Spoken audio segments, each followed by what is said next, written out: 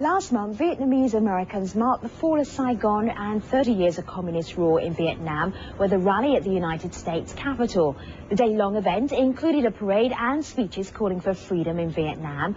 Organizers also lobbied the United States government for U.S. legislation calling on Vietnam to respect human rights and release political prisoners. We have this perspective from SBTN, a U.S.-based station that promotes the views of Vietnamese Americans. At the turn of Saigon's fate on April 30th, 1975, Vietnam was a chaos, and Vietnamese began another historical exodus to the sea since the last southward one in 1954, fleeing from the communist massive massacre in the north.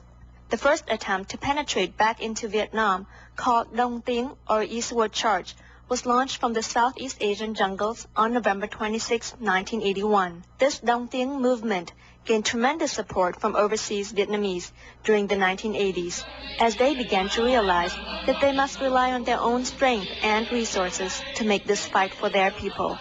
Today, thousands of second-generation youth from the Vietnamese American Public Affairs Committee and the International Linh Dinh Youth Network, together with their first-generation brothers and allies, swarmed the U.S. Capitol at the Vietnam Freedom March to express their aspiration for freedom and democracy in Vietnam. They are professional activists and lobbyists who have gained the support and respect of many members of the U.S. Congress. It really is a Vietnamese American community that has taught me about human rights, and I've gone around the world now working for human rights on behalf of many people, not just the Vietnamese. We feel the social injustices in Vietnam today, and we cannot turn a blind eye. This historical turning point marks the maturity of overseas Vietnamese in the political arena. Yet the path towards a democratic society in Vietnam is a long one.